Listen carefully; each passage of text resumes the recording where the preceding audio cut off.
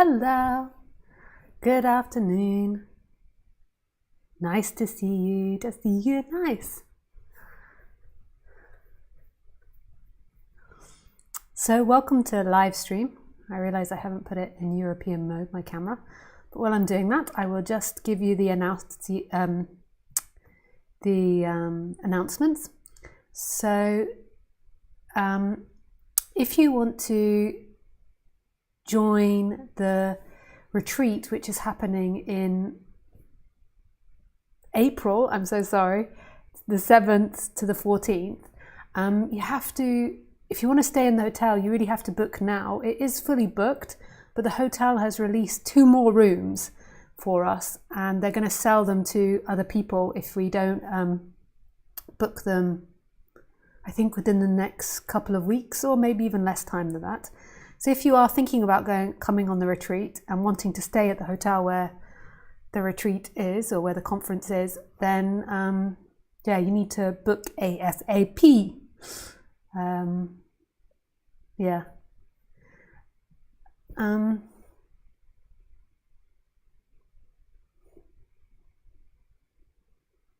What else?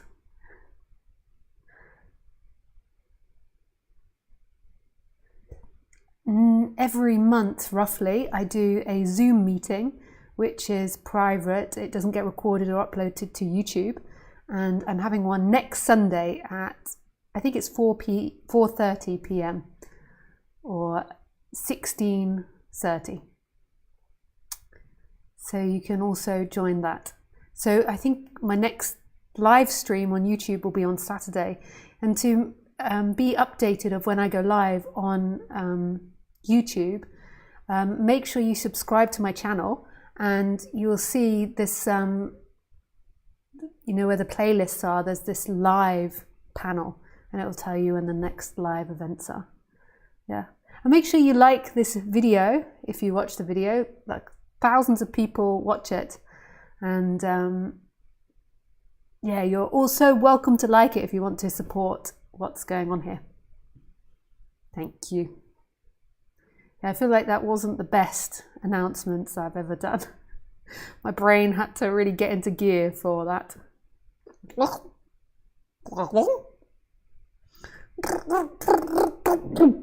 Okay, we are now in gear. Ah, and there is my hot water bottle. Very nice. And there is my tissues. Can't reach them. Okay, so we shall begin the talk. Nice. So, what is the title of the talk today? Is there a thinker, 2 thoughts? Very interesting. Is there a thinker, 2 thoughts? Yes. Okay, so as always, we're going to start with a non-duality introduction.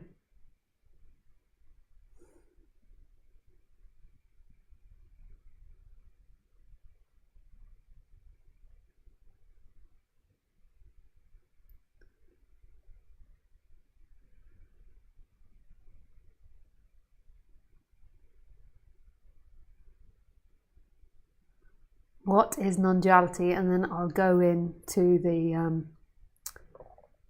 details of the title after I've given an introduction.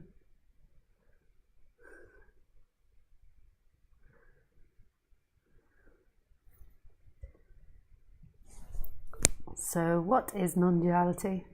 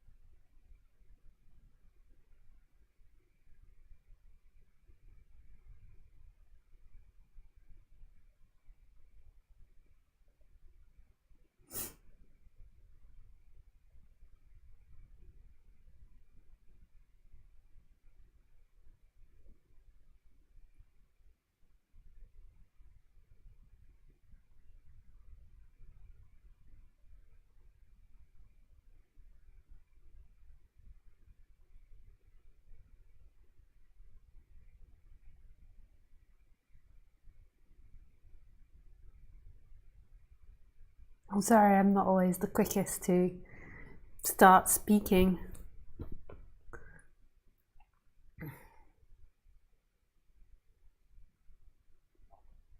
I try to let it be really authentic rather than something I'm remembering.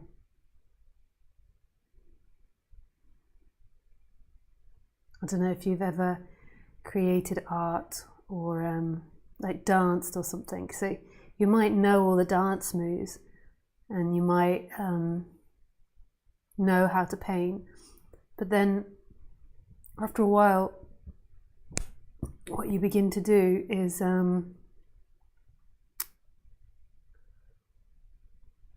like really let the music dance the body. So the body's learnt the movement, so it's there in the body, but then you really let the music dance the body. Or the same with the artist. Like it's letting the inspiration paint rather than your knowledge and your learning, even though that has an effect. It's letting the moment really speak for itself.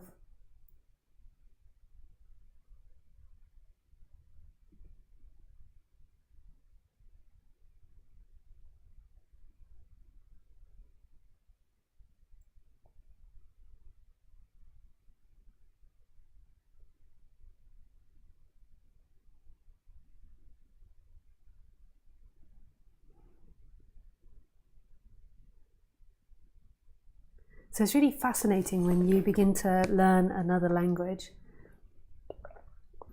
because one thing that can happen is you can really perceive how your whole world is made up of language.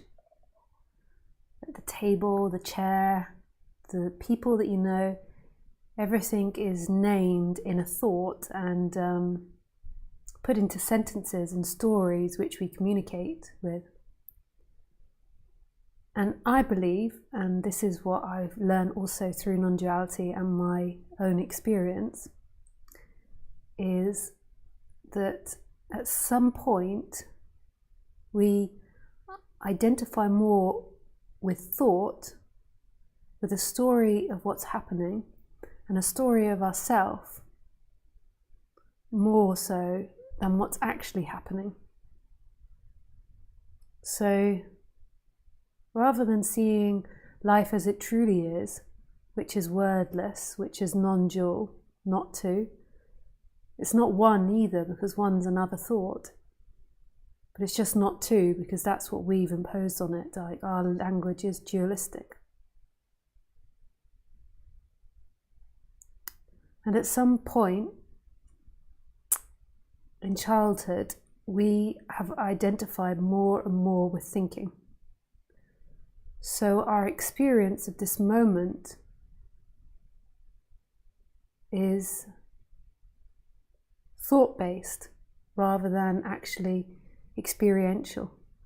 There's moments where we fall out of it being thought-based, and sometimes we call that happiness, but we normally associate it with external things like having a party or getting the best birthday present that you've ever wanted, or getting a new lap tray.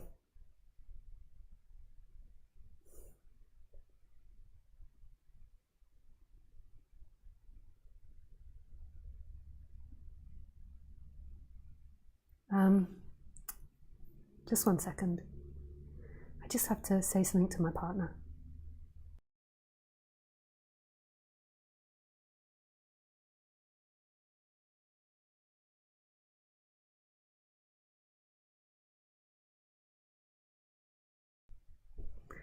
So he doesn't like being on screen, but we don't have internet at the moment. So if he wants to listen to this talk, he has to crawl in to sit on the sofas, so you can't see him. And I just thought to tell him, I'd forgotten to say that before the talk, that if he wants to, just tell me and I'll block the view, so you can't see him. He is one of those internet hiders. You will never find my partner. In fact, he doesn't even like me saying that type of thing.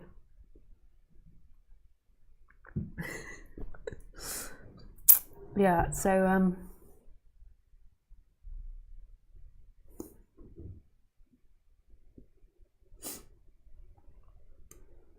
what was I saying about the thoughts? So at some age there is this identification. I suspect it's quite young, but I don't think it gets like really strong until you're in your teenage years. So it's like it begins, I would say, maybe like 2 or 3 years old when the brain starts functioning on a higher level. But then it's like that time between that age and puberty, it kind of is getting stronger and stronger. But I feel like the child can still kind of really fall out of thinking. And it is amazing what thought does to the experience. So, like now, I'm sure everybody that's sitting listening to this talk, or most people, perceive or think they perceive what their problem is. And this seems really real for them, and this is what's happening often, is that humans are contemplating what their problem is and why they aren't happy. And they believe that to be true. But it's really not true. It's your problem always is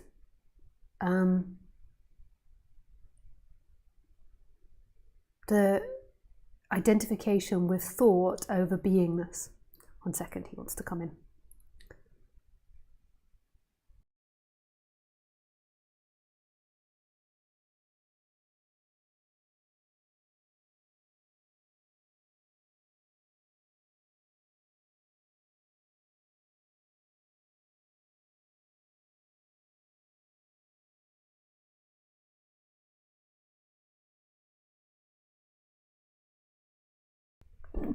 Okay.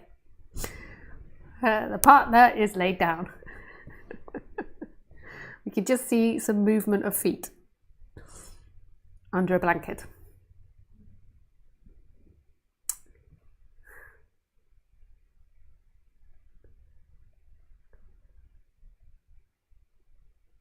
So what I was saying is that the thought illusion is so strong. It creates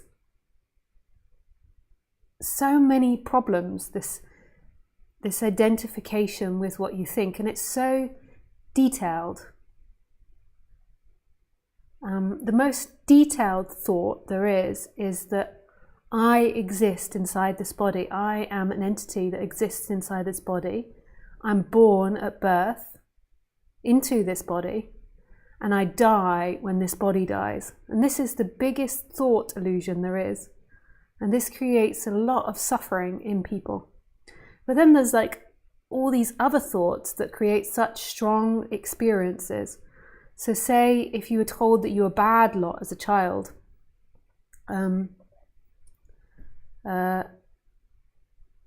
you might develop an idea that you're not conscious of, that you're bad. So you might experience a lot of shame interacting in the world.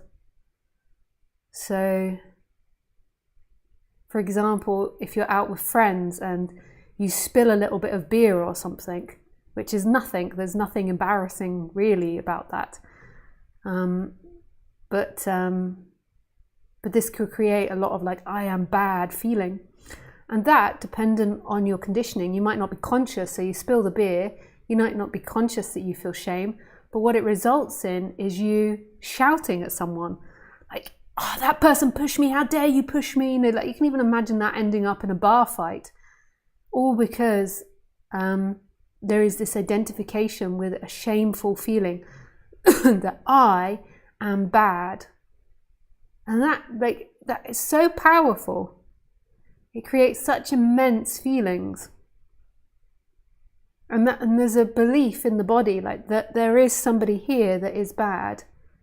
And it can create a whole host of feelings. It can create, like, this narrative, I am bad, can create exhaustion, depression, rage, anger, superiority, jealousy, envy, all types of things. But that's just one set of thoughts. So there could be, I'm not good enough as one of these thoughts that have become embodied and become you. And through I'm not good enough, there can be a whole host of actions and behaviors. It can create you to never have enough energy to finish anything. So you actually manifest that in your life, like I'm not good enough. So therefore you don't have the energy to succeed at stuff, because I am good enough is inherently debilitating. It has lack of energy in it. If you have that story running, and that story can be running all day, your chakra can be burning with I'm not good enough. So it can be this feeling, this unconscious feeling, I'm not good enough. And it can create lack of energy, lack of motivation. So then you have it reflected back to you everywhere. People telling you you're not good enough, not because you're not actually good enough, but because you don't have the energy to enact it. So what we get, when we get into this subject, we then think, okay, I've got to change all my psychology. But that's impossible. You can't ever do that. You can't ever change all of your psychology and uncondition yourself. So I used to think I would become unconditioned and a perfect person, which was a delusion of the ego mind identity anyway, because that's all about itself. Like, I'm going to become a perfect person. Like, enlightenment is for me. Like, I'll uncondition myself. But you wouldn't move if you were completely unconditioned. What can change, and what non-duality offers, is the going to the core, which is I am that person. And as you go to the core, you will recondition yourself, more than likely in the positive, maybe sometimes in the negative. Like, I'm sure and many people have reconditioned themselves in the negative from non-duality, but mostly in the positive, like from understanding your conditioning and understanding the way you see the world will recondition things in a more positive way. You know, seeing your unconscious, seeing your shadow is a positive thing, because it can help you not act out the surface stuff or the more surface level ideas, like just getting angry at someone because a tiny bit of beer is spilt on their carpet, or because they're 10 minutes late or something. So I'm not saying don't recondition yourself. As I say all the time, I think for your neighbors, for your family, for your loved ones, for your work colleagues, recondition yourself and get to know the shadow. But that is on a different level from what non-duality is pointing out. But I don't think it's lower or worse. I think psychologists and psychology in the West have done amazing things, and there's great things that you can learn from them on the human level. But that's not inherently what non-duality is. Non-duality is the end of two-ness, and the fundamental separation is that this bundle of conditioning is me.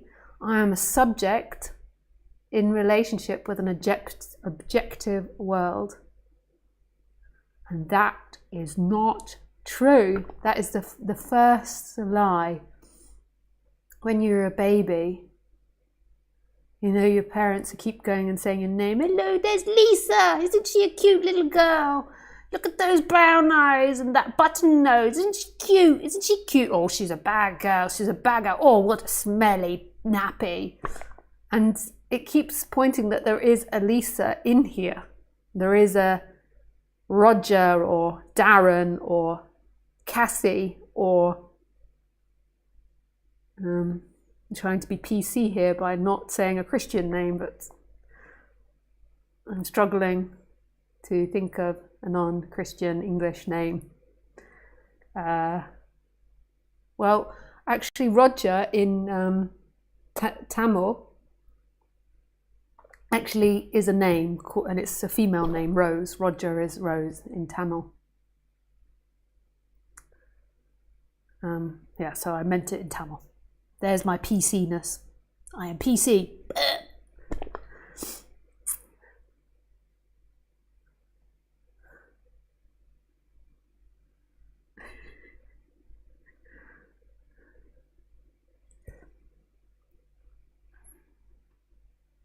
finding myself funny there.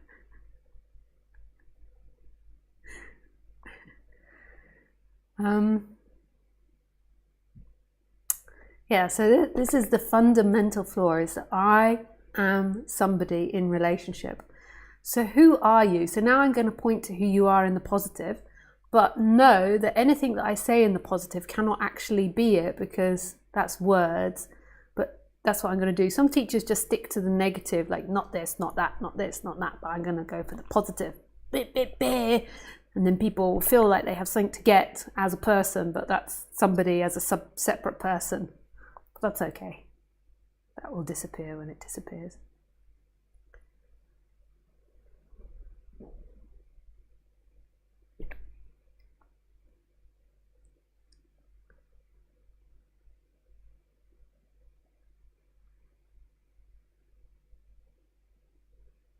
So you are not the person. So what it deeply feels like when there's identification with thoughts is that there is this voice in your head that's constantly like meh, meh, meh, meh, meh, meh, meh, meh, meh, meh, telling a story like, do this, don't do that, this is what your problem is, this is not what your problem is, it's because of her, it's because of him, it's because of them, it's because of the dog, it's because of the smells, it's because of the sound, it's because of the lap tray, it's because of lack of money. I mean, that's a huge one. So all these things that it's because of. And that's what the mind is saying. And it's also, I want this, I want that, I want this, I want that. The more positive the mind is, the better the experience will be. But the nature of the mind is to normally look for problems and trying to fix it. So once it's identified with being someone, it's always trying to fix itself and trying to find out what the problem is. And it thinks that the goal is a happiness feeling, or an excitement feeling, that I've got to always be in those feelings, and then I will be a happy, complete person, a pleasurable feeling.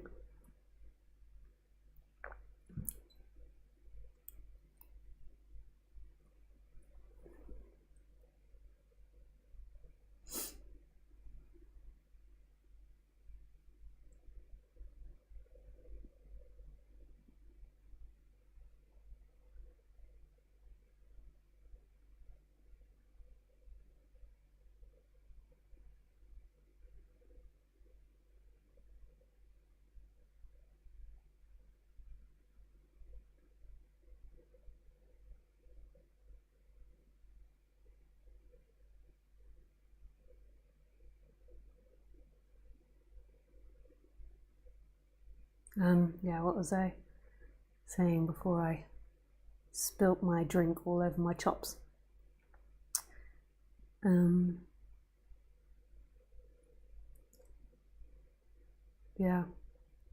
So it's always thinking about like what it wants to be. So there's this voice in the head that's like yak, yak, yak, yak, yak, on it goes. And that feels like you. So this ethereal thought-based person feels like you, and it feels like it's like separate inside the body, and nobody else can hear me. It's really funky, eh? And then I'm controlling this body, and I'm making choices. Another thing it does is that a lot of the time is often regret, like feeling a lot of regret about situations.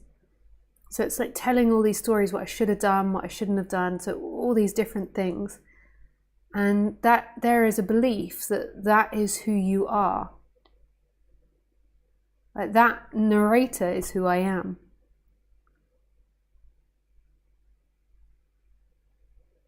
And I'm in control of that narrator, or I as that narrator are in control.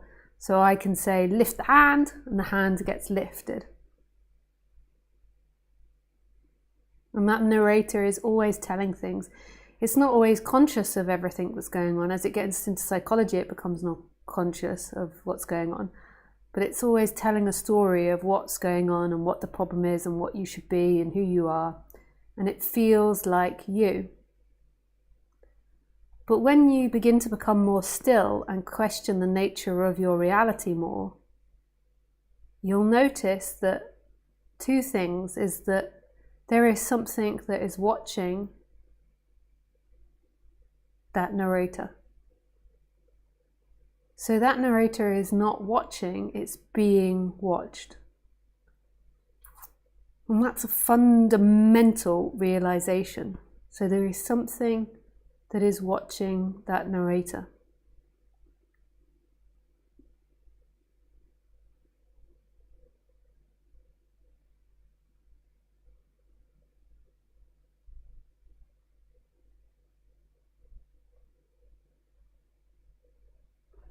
And why is that fundamental? That is fundamental because who is that watcher? If you're convinced that you are the person that's narrating, so most people think, oh, I'm the person that's narrating, and that person is conscious.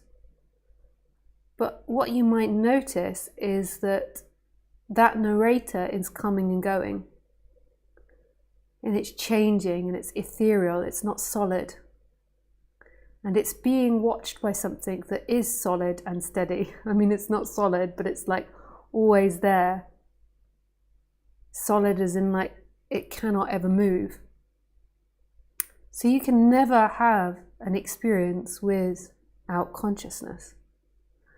But yet, you can have an experience without that narrator. That narrator comes and goes.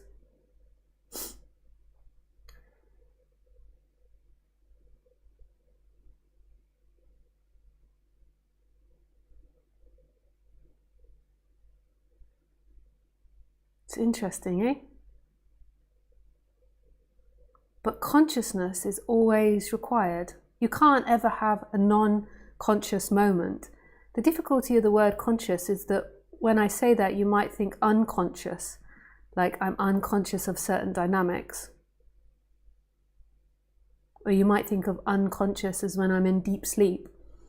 But we'll put deep sleep away for the moment, and we'll speak about that later. But in the waking moment, there can only be consciousness here. You can have unconsciousness of your dynamics, but you can't be unconscious here, otherwise nothing would be happening. There has to be consciousness in every moment. That cannot be questioned or doubted. There's always consciousness in every moment. Like right here, there is this watching. The person, so that narrator in the head, is coming and going and ethereal. It's sometimes there, it's changing its stories, you can't quite capture hold of it, it's not solid. Whereas the consciousness is always here watching, including watching that person. It's watching everything. And it's happening without any effort. You as the narrator are not saying, okay, I'm going to turn on my consciousness. Boop, boop, let's put on the switch of consciousness. Boop, boop. Because who would be conscious of that? You can't ever be conscious of that. So consciousness is always inherent in every moment and doesn't belong to the me, to that narrator in the head. To that person that you believe yourself to be. It's there prior to that person. This is fundamental realization. It is there prior to you, and it is the solid ground of your experiencing. Its lover, its other side, is this sense of I am. That is always here too. Not I am this mind, I am thoughts, not a thought. Some people call the I am a thought, but it's a sense of being. It's love. It's the sense of being in the middle of the chest. Because of my neurodiversity, I can never get it right what Ramana Maharshi says. Some people, I thought it was the left side of the heart and the right side, but in the end, I'm not very good with my left and right. I can only tell it by... It's in the center here. In the chest, here.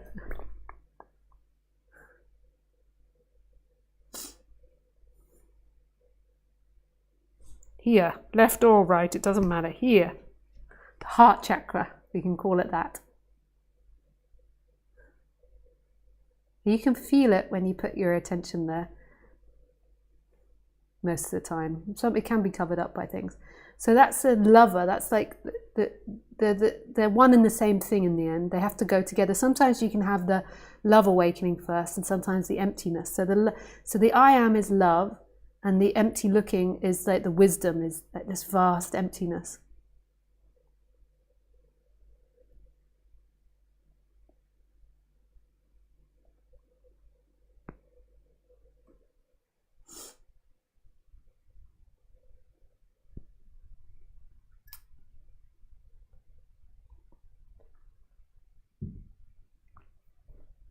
And these two qualities are always here, they never leave. You might think they leave because you might think, I can't register them, so if I'm not registering them, they're not there. So I'm not registering them in a thought.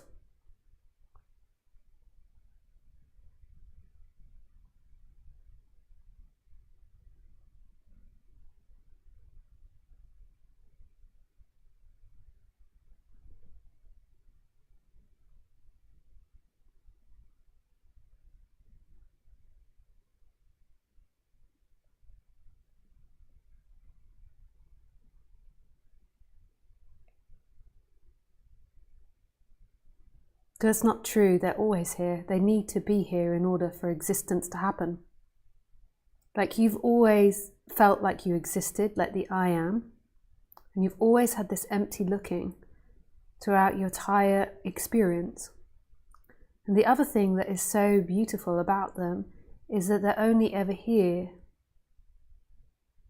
So when you really come to know yourself, you'll realize that you've only ever been here in this moment as this consciousness and this I am, and inside of the consciousness and I am have moved all experiences. So in that has come and gone thoughts, in that has come and gone feelings, in that have come and gone the world, people. And what happens and why the person suffers so much is because there is an identification with an illusory, thought-based person.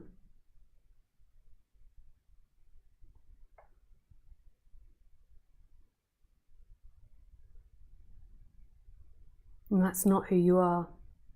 The body will always have a character. For me, it's gone out of fashion saying there is no me or something, because the body has a character and you're looking through this character to this world. But in the intimacy of what is, in a way, that all disappears. There's only this empty looking and this I am. That's the fundamental of your experience.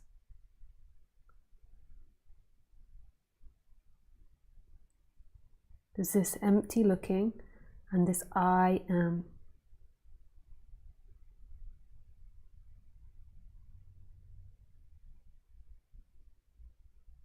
But what's happening in most of the human race is there's too much involvement in their thought-based identity and the character. There's the identification with that and their conditioning. That's not who you are. And through that over-identification, there's a loss of your innocence, a loss of that empty looking and that beingness.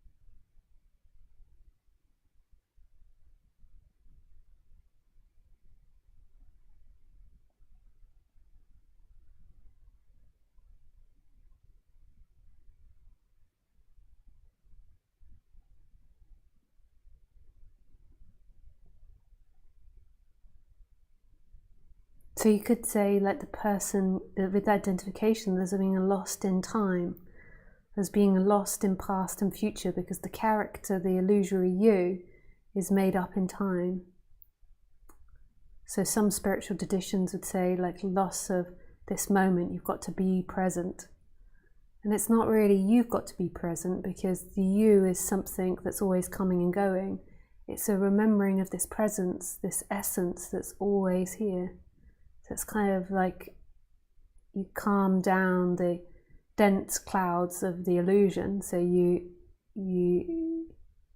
allow the clouds to pass of you, and then you see that there's always been the sunlight behind the clouds. So there's always been this emptiness, this empty looking, and this I am. Like right now, in this moment, who is looking out? What is looking out?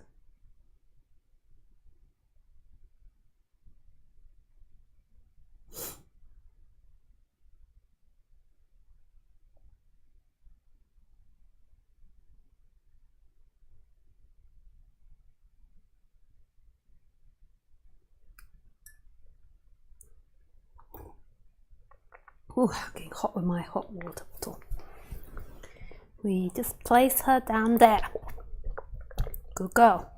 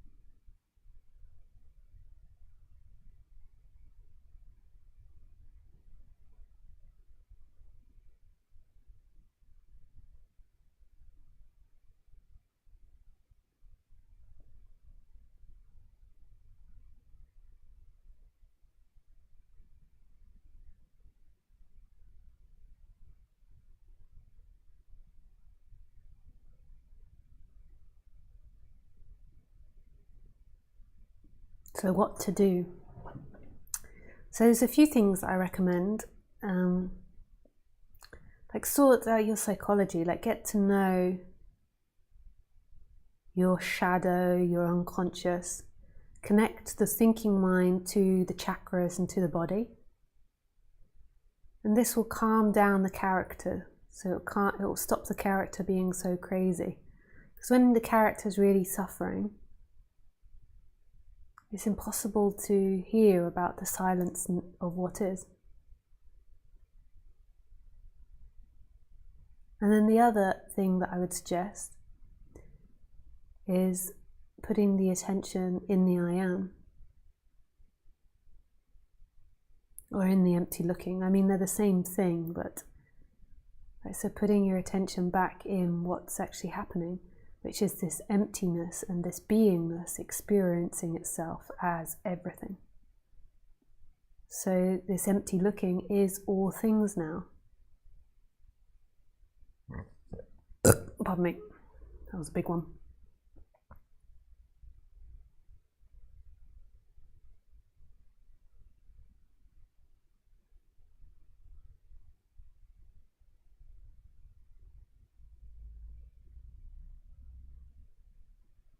So there isn't something in here looking at an outside world. The looking and the looked at are the same. The feeling and the felt are the same. So the object and the feeling of the objects are the same. The hearing and the heard are the same. Like your true essence is nowhere and all places. It's this vast emptiness and space. And this love that's below or behind or seemingly submerged by the identification with this thought-based character that becomes an energy, a contraction, like I am this person. And when you feel more happy generally, you're less identified with that person. But the mind says it's because of this or because of that. And when you're more unhappy, it's because there's more identification with the person. It's such a different way of being, and it really is freedom. There is no freedom found in the person. In the person, everything comes and goes. You can make the person's life so much better through reconditioning yourselves. There's so many amazing therapies out there. I have recommendations on my website. But please note, like, I'm not suggesting to anyone to just stick to what's on my website. Like, I just update it with cool things I find to share with you and other teachers. But it doesn't mean that I'm excluding all other teachers and therapies out there. It's just, you know, I don't know all these different therapies. Yeah.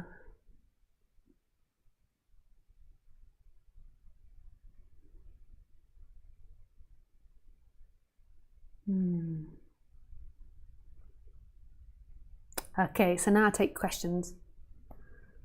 Don't know where my glasses are.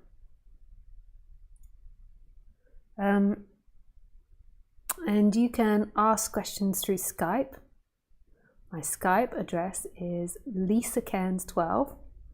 If you can't remember that, it's at the top of the YouTube chat. I've pinned it to the top. Make sure that you have good microphone, good internet connection if you want to call in. If you want to call in, please put call me in Skype so I can see it nice and easily, and I'll call you when I'm ready.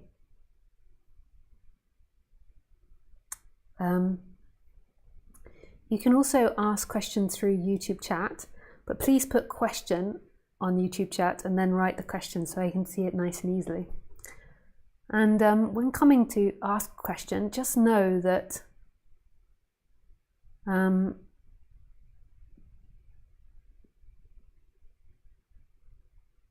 it's hard to say, but last week I think there were lots of like, how do I fix this and how do I fix that about very specific problems, and it's very difficult for me to answer that. But hey ho, I suppose I just have to say that when I see the question, because I can't really depict how that looks. Yeah. Okay, let's go. Question time. Lost kids.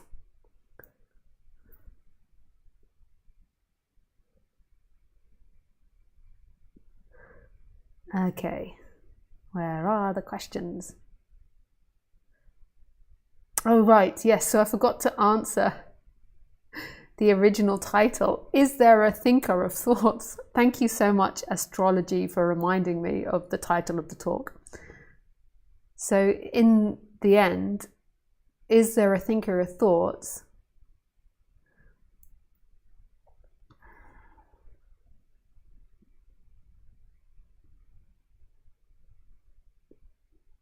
There is no person thinking thoughts. Thoughts are arising, creating the illusion of the person. So thoughts are arising, giving the appearance of a character and a person, but there is no solid thinker. But they're coming out of this consciousness, of this empty space and this I am, and we don't know what that is. What we are, we can't look at. So in the experience, it's like an emptiness. It's appearing out of this emptiness, or you could say this mysterious force, or this intelligence. It's called all different types of things, but it's like totally mysterious as to where those thoughts are coming from. But absolutely no, there's no thinker of thoughts. There's no solid identity inside of you, me, anybody. It's like Siri. Like Siri is a program running, and there isn't a thinker of her thoughts. She's programmed to respond in certain ways, even though she looks like she has autonomy, because she can answer a question differently to different people, and she's evolving with questions and with getting to know you. But there is no identity in there. There is no thinker of her thoughts. There is a program that's running just like this. And it's coming from an undefined, silent, unknowable energy. Yes. Thank you for reminding me of that. Okay, question. So I'm just going to go to question. So Joa, many non-dual teachers seem to create a duality between consciousness and the character. How do you reconcile this with ND, near death? Non-duality, I know you mean. Or is this just a preliminary truth for beginning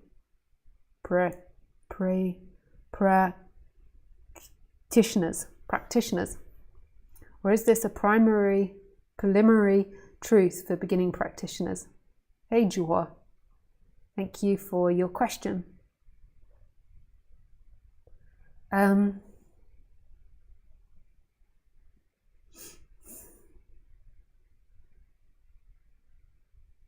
Well, yeah, ultimately, I mean, the character doesn't exist. So even to put this character, it just seems to be a character. So in every moment, there's a pattern that's playing out that we call Lisa's character, or we call Daniel's character, or we call Mohammed's character. But there isn't actually a character. It's the way we describe things. So Khaleesi doesn't have thought like we have. She has some form of thought, but not this cognitive language that we have. So she doesn't see Lisa's character, but she has a sense of Lisa, of what she does and doesn't do, what she likes and doesn't like. But she doesn't see Lisa as a character that's going through time. I am just what I am in the moment, even though her body has learned predictable behaviors.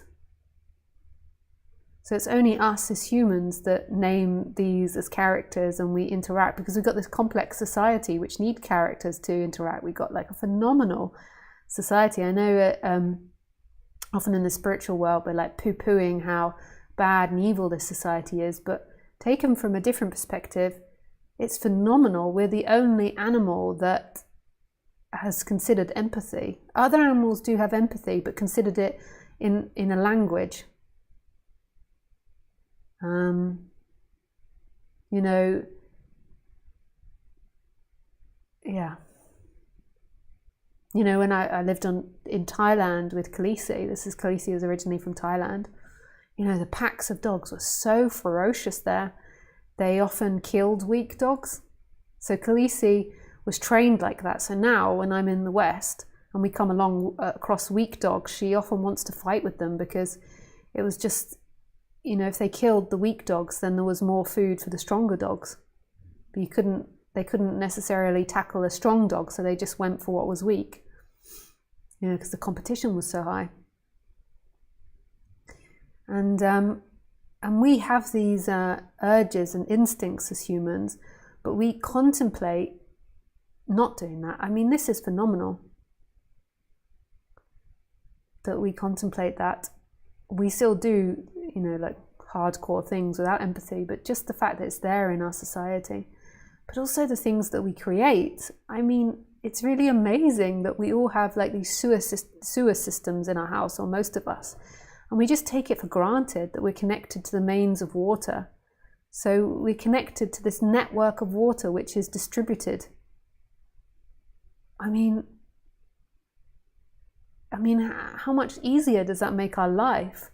That we have internet, that we have electricity, that we have the ability to create complex sentences in order to comprehend each other's meaning, that we have translation apps so we can speak with communities that communicate in different languages, that we have cameras that can take still images of the moment.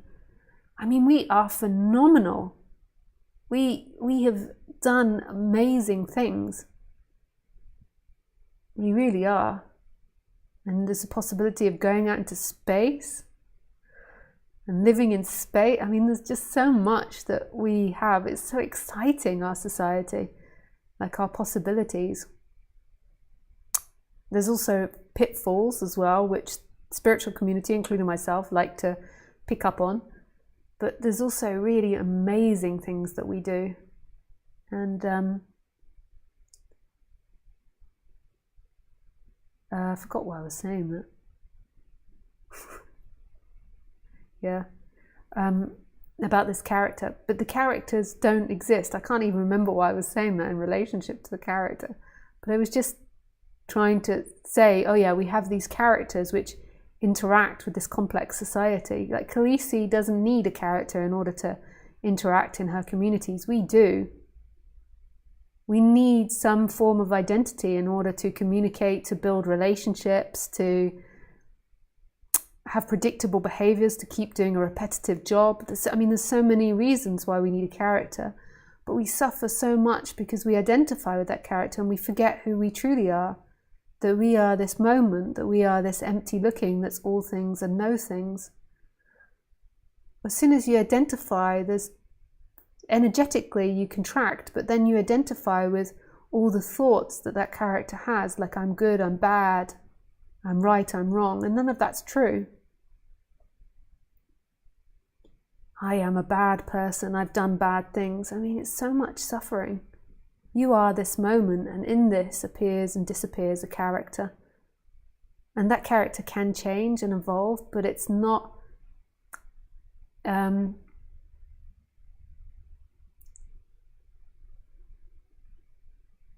not where the freedom is. You endlessly try to evolve yourself and be better, and you can't. It's impossible.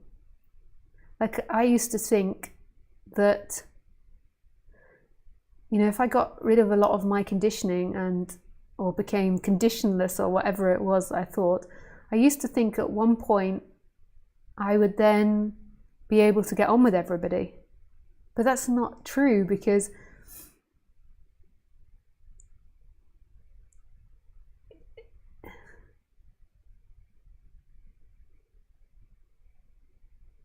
it's very threatening for society to have a really good person, because not everybody else is good. We're all based on comparison in our relationships. So if you come across as too perfect, that's very threatening for everyone else. There's a whole host of things. It's just not how you imagine.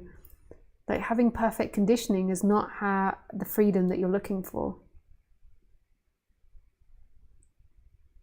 But do it. Recondition yourself. Always be open to expand on the condition level. That's the nature of us. That's what we want to do, is expand. But your freedom is this moment, is this empty looking. That's who you truly are. Who is looking at the conditioning? Who is looking at the person? What is that? What is it that never changes? The person you're conditioning is changing. The voice in your head is changing. But what else is here?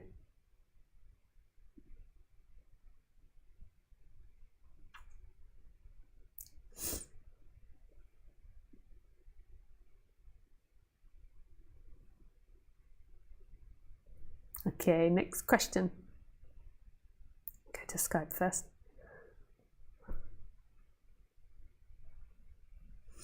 Marja. Hey Marja. Hi Lisa. Thank you so much for your talks. I know for sure that I can watch my thoughts from a side. I cannot identify with my thoughts. So the mental space I am in when doing so should be non-duality space, right? However, I don't have any feeling that this is love. There is no awe. It's really not special. It's just that and it's underwhelming. What am I interpreting wrong? Hey Maja. Thank you so much for your question.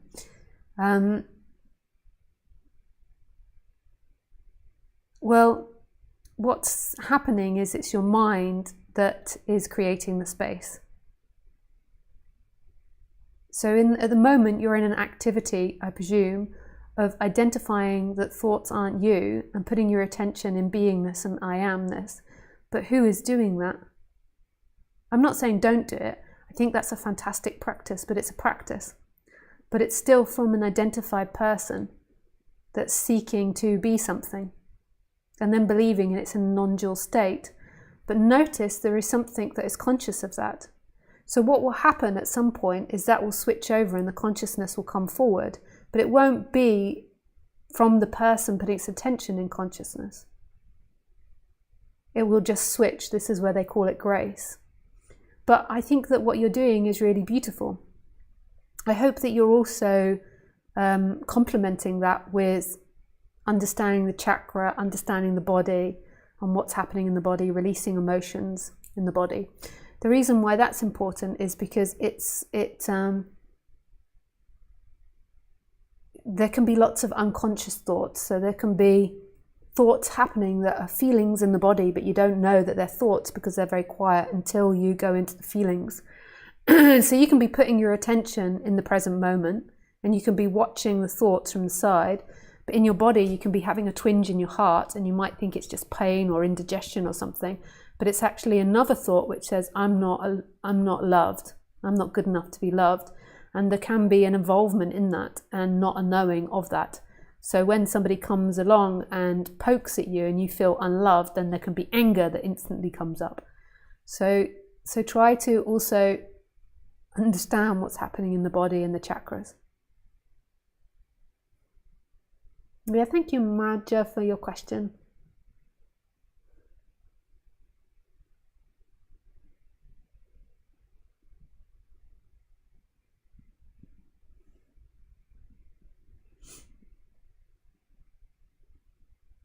Okay, so Denise asks, are you aware of any energetic activity in the right side of your heart, or have you discovered it as the relative location of the self, as Ramana Maharshi has mentioned was true for him?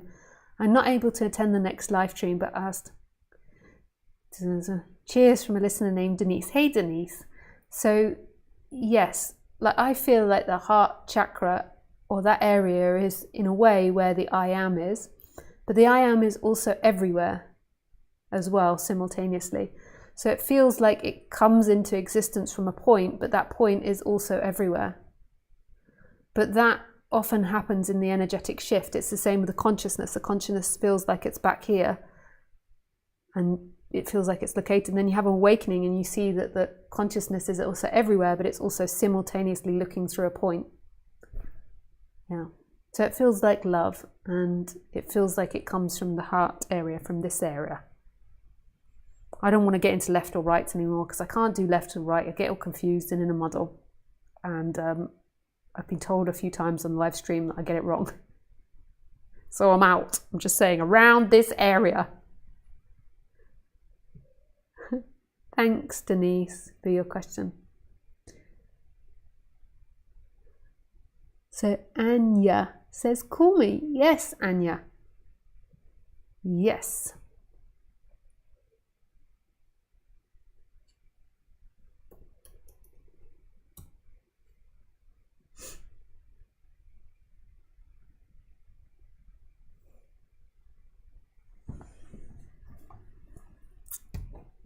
So I'm just going to call Anya.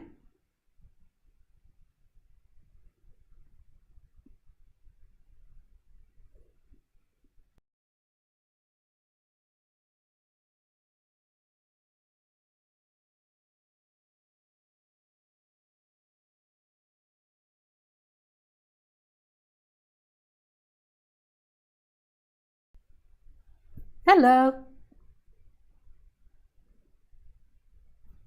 Hello. I can't hear you. Oh. Hello. I think you have your microphone, or it says at the bottom, you've got it off. And yeah, there you go. Oh, now I have it on. Yeah, hey. Okay, Nice to meet you. Turn the other one off. Yeah, it's a bit confusing. Hello. Yeah, you can just put the volume off. Oh, okay, I have everything running here. The iPad and the iPhone is asking me to answer you. Should I answer you on my phone? No. Funny, eh? Well, hello, lovely. Hello. I've been listening to you for some time now. Yeah. On and off, and I seem to have had an event in 2014 in which my spiritual teacher said was a non-dual awakening. Yeah. I assume it was something like that because my personality really did fall away. I was very different and I was very blissful for a long time. And then the hard work started happening about how do I relate to my body and making money, and I couldn't be a teacher anymore, and it was a lot. And now it's been many years. I feel like I've kind of forgot about whatever it was that I was no longer. I don't really consider myself non-dual anymore. Yeah. Whatever that is. So you kind of forgot about the experience, or you kind of forgot about the personality? If you could just clarify that. Yeah, well, the personality has come back more, more, and I identify with it, but not deeply. Yeah. So I was really interested. I mean, there's still some things that I just can't seem to do very well, and I'm fine with not being able to do that because I just stay in my heart. It's really lovely, but I have gifts of seeing and doing work with other people and helping them, but I just can't get around websites. I can't even think of having a website or those technologies to connect me to the outside world. Yeah. Did you find after the awakening functioning was a lot harder? Is that what you're saying? After the awakening? Yeah.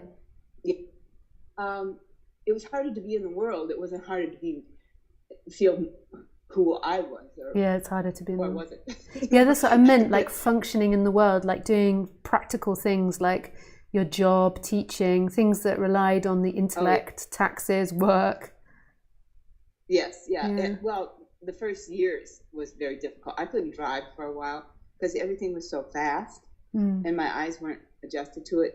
I had to wear sunglasses a lot because the light was really, really too bright for me. And I could never go back to work. But that's, I was a teacher and I could see through the system that this wasn't a nice thing to do to children. So it wasn't that I couldn't, physically do it. My consciousness was like, I won't teach that way.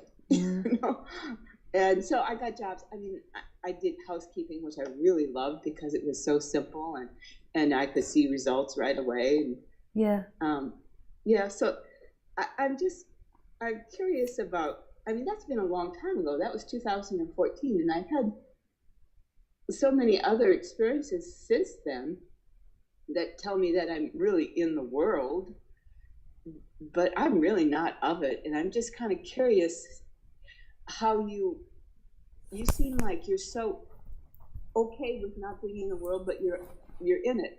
Yeah.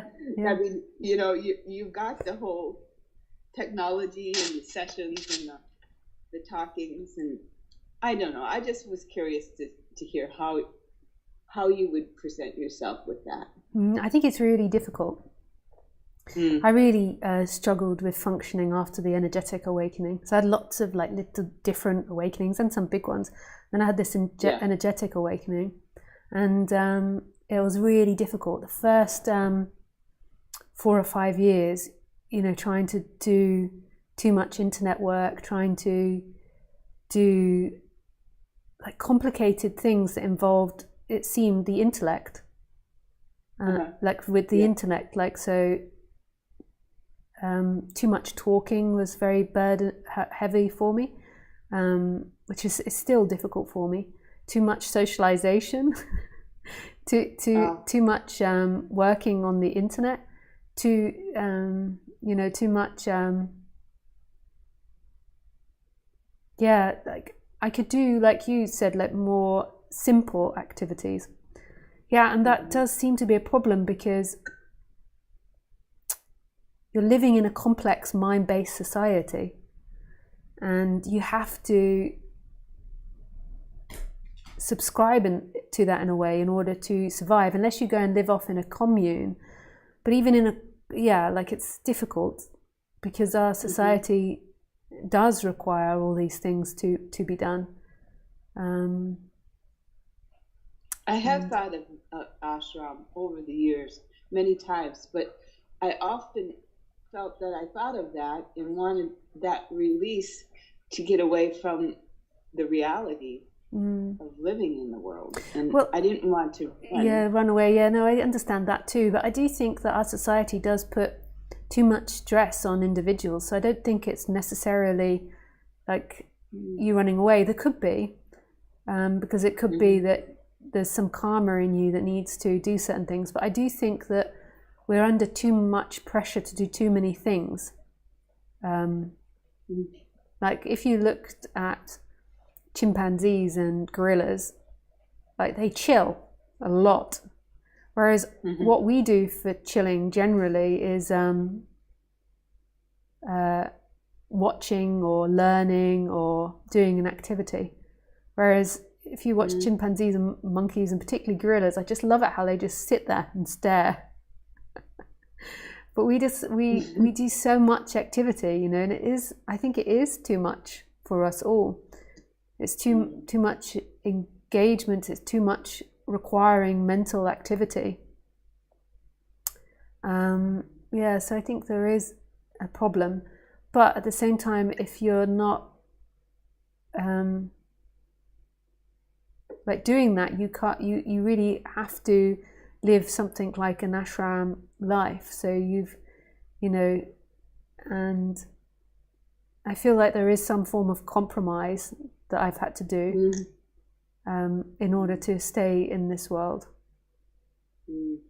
And until our society changes, I think that that's just part of the way it goes. And everything that I see as challenging or difficult that I use my mind for or hurts me, and where I can feel is not the natural flow of things if we weren't identified, I just look at it as a way to examine my own conditioning and examine what's happening in me. Like, so when I'm socializing with people that are very heavily identified and in really weird games, I just look at it as a way to explore myself. Failing that, then I look at it as like a way for us both to explore ourselves, like the manmi, like the dance. Yeah, I feel so distant when I'm in groups like that. I mean, I kind of withdraw because there's no way there's nothing to connect to when an ego voice is talking to me. It's just not pleasurable. No. Like when people are really in story, and also I don't know if it's the same for you, but you're energetically picking up a lot on the person as well. Yeah, it's complex. It's not easy, this part of the integration, and it's really tricky ground, and it's not like one shoe fits all. So it's like you have the awakening and you think, yeah, that's the hard bit done, and then you've got to try and live in this world when you're like really fundamentally different from what you used to be, and your mind doesn't work at such a strong level that society requires of you anymore. Like, I feel like now I'm moving more into out of body experience where I've been more, I think the word is expanded in a universal way. And I don't know what that is all coming in now, and almost talking to higher self or dimensions of myself in different places in reality. And that doesn't seem like that's anything to do with the non-dual aspect. Do you have those experiences now? No, I don't. No. But that doesn't. That doesn't dismiss what's happening for you or anything. But I don't have that type of experience. I have many funky experiences, but not that one. Yeah. Well, I don't know how they can live together. Am I no longer in a non-dual field when I'm in one of those multiverse experiences? Yeah, I don't know. I don't even know what that is. A multiverse experience. It sounds funky. Yeah, it's like I can feel myself in a different timeline, or an experience of who consciousness was in that body or that experience in that, I don't know, planet.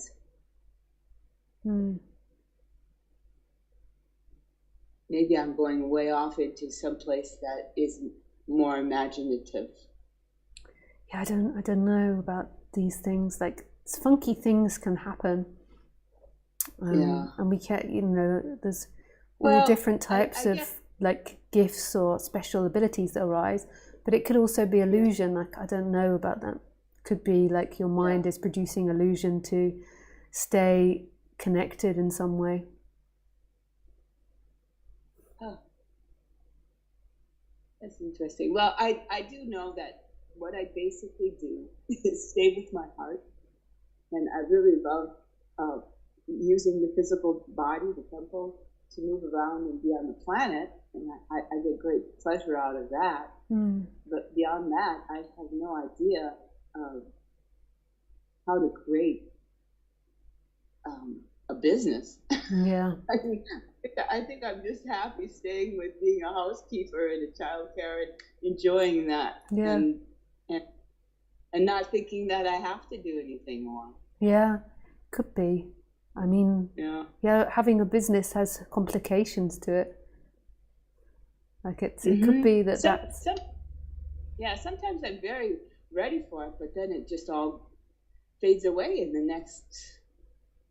You know, I've been asked. There's a niggling of writing, because I write a lot, and I do a lot of transcribing and writing things, and it said, you know, create the book. And I don't know how to. I just know where the pieces are. I don't know how it comes together. So yeah, I'm just curious. I just appreciate you speaking from your, I don't know, your being, your consciousness, and being so clear. Oh, thank you. And I trust at some point I will have more clarity. Maybe I won't. Yeah. Maybe I won't. You know. Yeah. I guess it doesn't matter. Yeah. We don't know. Yeah. Yeah. Well, thank you. Yeah, thank you so much. Lovely to speak with you. Yeah.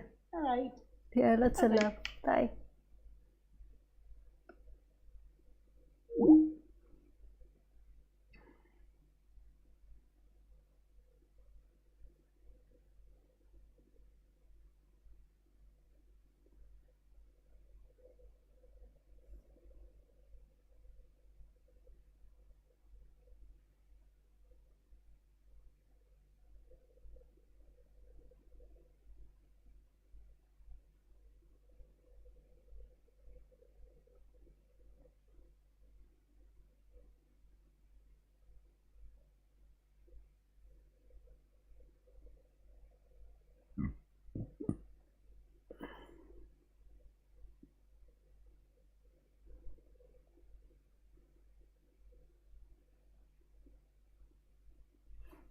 Okay, so Waleed, I don't know if I'm saying your name right.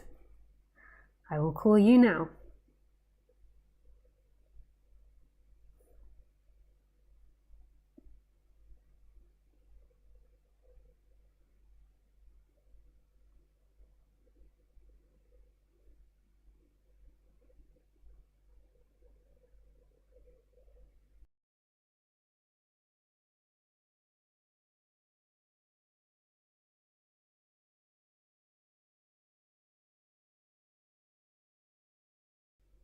Hi, how are you? Yeah, good, thank you. How are you doing?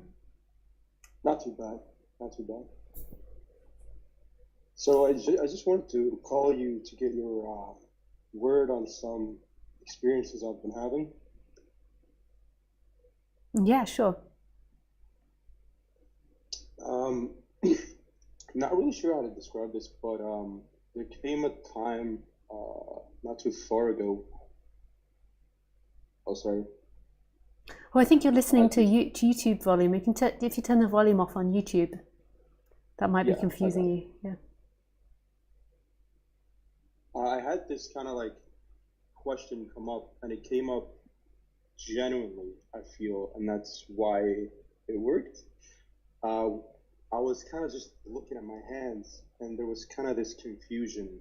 I wasn't sure where that was coming from, but as soon as that happened, the question came up in my head, which was like, who am I? And as soon as that happened, I felt this space open up in me, and I was drawn in, and it didn't feel like in time, because it felt like before or prior. So I'm not really sure if it's an experience or what. But anyhow, I went into this void, and the further I went out, it was like I was dying. Like my identity, like it was me. It was very directly on, like 100%. There was no room for looking at my own fear in there. I was just experiencing the fear and dying. But I couldn't go all the way.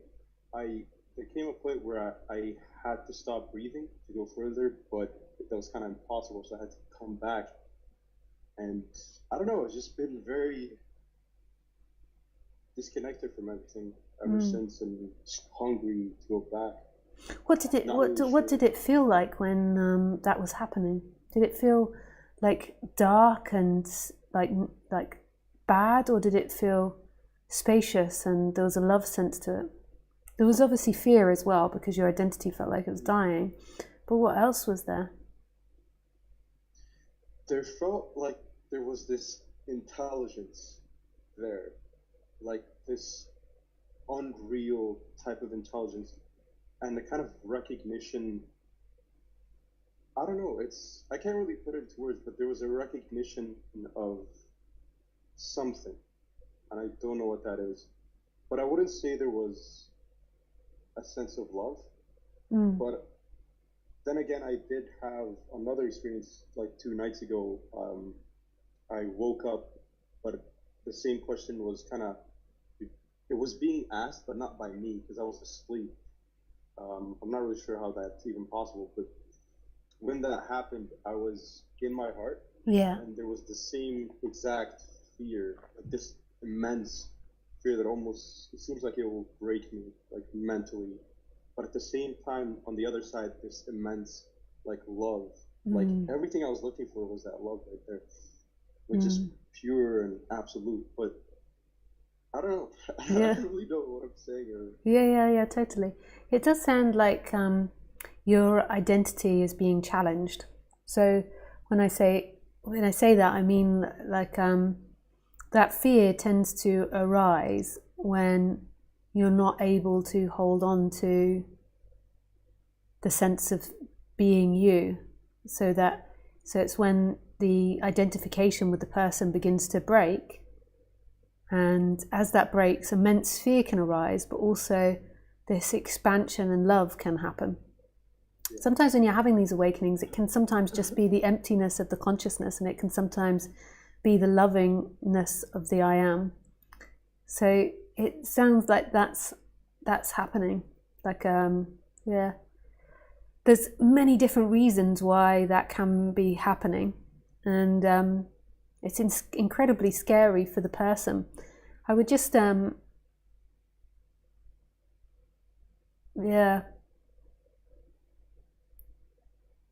mean, I don't really have any advice for you, because we haven't spoken enough, and I haven't gone into deep detail enough about it, because it would be interesting. It's not appropriate to do this online. That would be more appropriate in a one-to-one session, to go into the psychology of why that's happening. It doesn't normally always have to be connected to the psychology. It can sometimes just be random that happens, but it can also sometimes be correlated with what's happening psychologically, and it sometimes is interesting to investigate that as well. But so I just don't have any advice for you. That's something that's happening, but it sounds like it's connected to identification being challenged. Awesome. That's I find that beautiful, actually. And I'm not really concerned. And I feel like I have this feeling that I don't really have to ask you any questions. It just, I don't know, I feel very drawn whenever you speak, and I don't know, it's just very good to connect with you. Really lovely to connect with you, and happy to hear that's happening. But it can be really overwhelming as well. It can really lead to a lot of terror. I would just recommend, like, one thing that you might find helpful is finding some tools to help you with terror or fear. So, some emotional release techniques or energetic work which will help you deal with that. There's loads on the internet which you could look into, because it's incredibly scary for the person. But in the end, the reality of it is the fear is not true. Like, it's fearful because the person feels like it's dying. So it's actually a physiological thing. Like, the body is getting sick. I'm dying, I'm dying, I'm dying. And there's actually nothing to be afraid of, because it's only the character that's dying. It's never been the experiencer or that sense of I am that's dying, because that experiencer and the I am cannot die. It's always here. So it's only the illusion, it's only the one that's being watched which is feeling like it's dying. I understand. Yeah, that makes sense. Could I ask one more thing? Yeah, sure. I'm not sure if you can describe this or talk about it, but if you've ever been to that same kind of place, and I'm more curious into afterwards, like after dissolution. And a couple teachers talk about that space where there's no perception, no seeing, not even God. And I don't know. I'm trying to. I guess my problem is I'm trying to understand that intellectually, but I'm interested to hear what you have to say about it. Yeah. So when that happens, it doesn't always happen like that. But basically, what happens is your consciousness and your I am, your beingness, your essence, stops being separate from all things.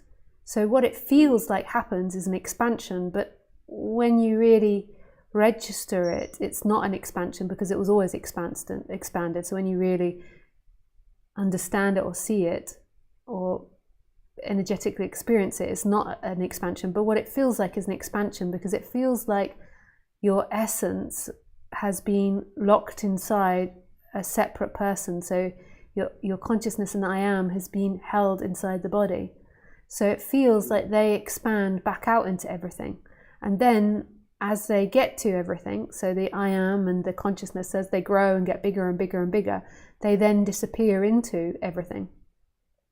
And so then what happens is that is an energetic shift in perception, which it's like it's been set free. So in each moment, you're no longer experiencing as a person, you're experiencing as this emptiness, as this empty looking and the I am, but not as an identity or a thought or something But the character then comes and goes in that. So the character is still there, but the character is no longer experiencing. The character is an element in experiencing. Yeah. So it's a fundamental change in perception, I suppose we could say, but these are all words. So it's the end of your perception being separate, the perceiver being separate, the true perceiver. Yeah. And that's what I suppose we call non-duality. But it then becomes nothing and everything, because there is no perceiver and there is no perceived. There is just everything. Yeah. There's no end. Yeah. Wow. Amazing. Thank you, Lisa, so much. Yeah, thank you for your question. Really beautiful. Yeah. Thanks. Bye. Take care. Bye-bye.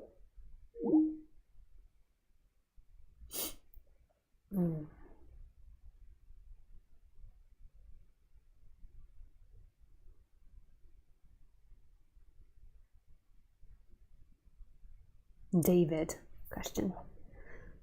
Hey David, Dawi David, question. What is your viewpoint on Buddhist deities, Buddha, Kuan Yin, Tara, etc., Extended Master, Maria, Saint Gaman, Manazading? Yeah, these are big names. And okay. And Essential Being, lots of names. Do you have any? I'm not very good at reading out names that aren't Christian in English. Even those I can struggle with sometimes. Do you have any experience with any of these? Are those beings in the subtle realms? Or is this just New Age woo-woo? Very interested. New Age woo-woo. We do the woo. Woo-woo. Oh, woo-wee, woo-woo. Interesting picture standing next to an alien with a Christmas hat on it. I bet you'd forgotten that was on there.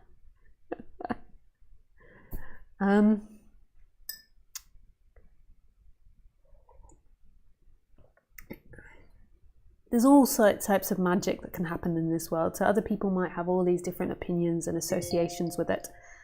And real or not real, I'm not interested in that.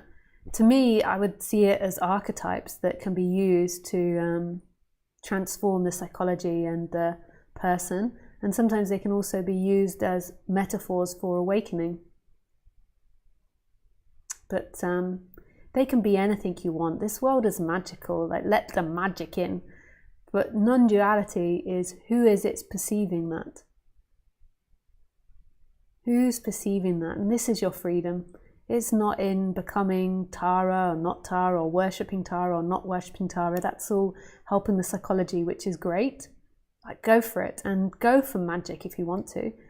But who perceives that? Who is experiencing now? There is an empty looking and an I am. This is. Oh, I got bogey in the eye. An eye bogey. Thank you for your question. Hey, cool earrings, thank you. Is non-duality same as emptiness or enlightenment? They're just all words, so if you want them to be, you can. Some people say there is no enlightenment and empty. I mean, it's just all words. So some people call the non-dual realization enlightenment. Some call empty looking emptiness. This is emptiness and fullness simultaneously. It's all words, whatever you like. You don't really need to work it out intellectually. It can help the psychology of the person having clear understanding. But really, it's who is experiencing now. What is experiencing now? So there is a thinker of those thoughts that wants to find the answer. It's like, that is nice and juicy for me. Let me take a big, nice bite out of that cherry's bottom that's wiggling. And there's something that's experiencing that. What is experiencing that? Who is experiencing that? This is the freedom.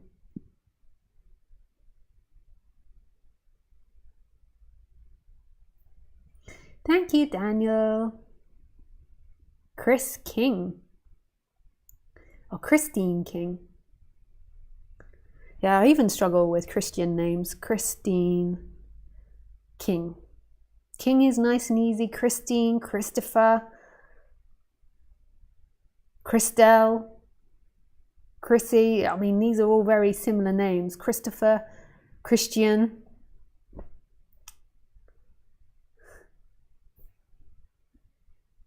Okay, Christine, but I'm pretty sure this is Christine. A feminine name. Could be a male, could be non-binary, but we will go for female. The judgment will be female. The discernment will be female. So what we identify as our character, sorry, I'm just being a Wally. If I'm offending anyone, I'm just being a Wally. So what we identify as our character is actual emptiness, moving attention from thoughts to present moment and back and forth. So what we identify as our character is actually emptiness, moving attention from thoughts to the present moment and back and forth, etc. No, not quite. And what is identifying as a character? Some form of emptiness, and thank you so much for these talks. They are so helpful. I know emptiness has no form, but I'm not suit how to state this question. Okay, yeah, cool. Now I understand the question. Emptiness actually isn't moving forwards or not moving forward. So consciousness, the empty looking and the I am, actually never move. So the consciousness isn't focusing on the character moving back and forth. I would say it's the other way around. There is identification that's happening that's from the character world, that is identifying and making it feel like that consciousness belongs inside the person, like this.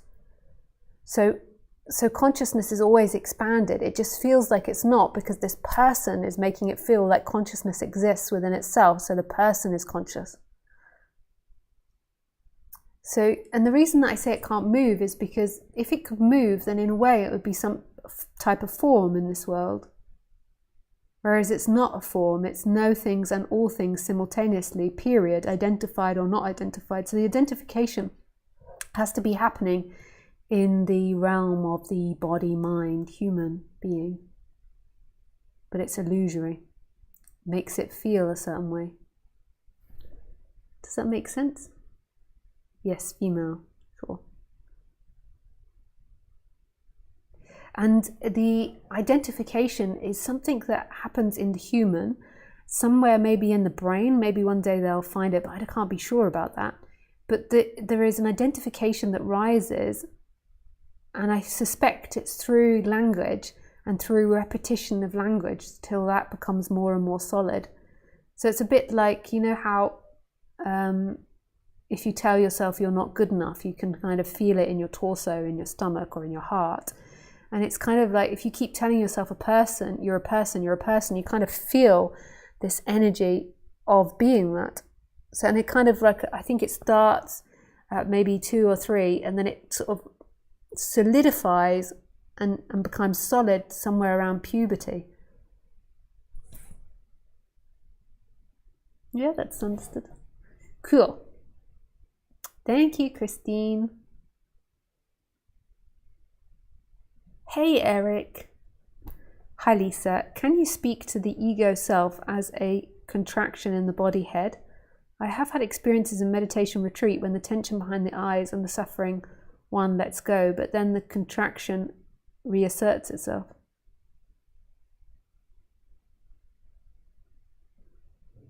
Yeah, it can feel like a contraction in the head, but it can also feel like a contraction in the heart or in the body. But often for a lot of people, it feels like it's here, and it's like a contraction. Yeah. In behind the eyes. And it's not true. You are this pure consciousness, and it's beyond anything in the human world. It's totally free. And the I am. Stay there. And, you know, great practice is to keep putting the attention back in that, knowing that the one that's doing that is an illusion and doesn't actually inherently have free will, because that's a whole other thing. But it feels like it has free will, so put the attention in the I am and the empty looking. It is such a beautiful practice. Yeah. Thanks, Eric. I think I did all the questions on Skype. I'm so sorry if I miss your questions. It's not personal. Just recommend writing them again. And I'm most probably just going to do one off YouTube now, and then we can do some meditation. Meditation. Very serious. Yeah. Okay, so I just randomly see a question and then pick it. Wow. Question. Log. I was late to the talk and watch with delay. You mentioned at the beginning that we can't change psychology, but I just started therapy and I think it helps me but be less neurotic. I'm so sorry if I said that. I don't think I did, but if I did, that's just a slip of my tongue. I didn't mean to say that. You can change the psychology. You can change your psychology. I totally recommend doing therapy. Please do therapy. Work one-on-one with someone. Challenge your conditioning. But you can't get to the end of it. You can't become an unconditioned person. The freedom isn't in becoming a perfect psychological human being. That's my point. You know, you can't become unconditioned without any psychology. You're always going to have psychology. You know, something that happens often when you're in therapy is, first of all, you're identifying and connecting the mind to the body and identifying thoughts, ideas, patterns, ways of being. And then there's an acceptance of it. It's like accepting that. So you get to know it and then accepting that. It's not about getting rid of it and not having it ever again. So I'm totally into psychology and so I'm working with therapists. But your freedom is always, the ultimate freedom is this empty looking and the I am. This is who you truly are. It's this emptiness. The psychology goes on endlessly. You'll never get to the end of that one. We're so complex and you're always getting new conditioning. But the empty looking and the I am is always here, always available, and is the freedom, the absolute freedom. It's there before birth and after death. It's there prior to psychology and after psychology.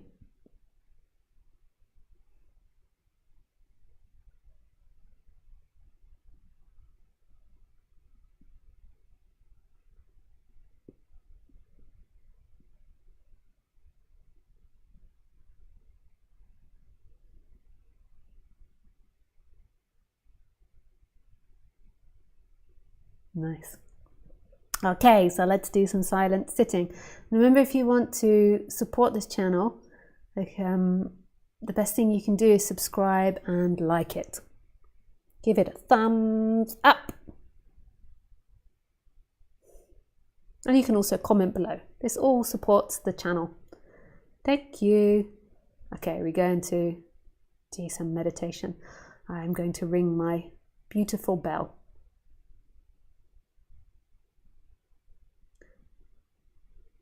And you can do whatever meditation you like, but if you feel like you want me to recommend something for you, then just keep bringing your attention back to the I am and the empty looking. But no beating up. It's not if you've been off daydreaming for 10 minutes, then beating yourself up. It's like every time you bring the attention back, it's like, wow, yes, yes, baby. Okay.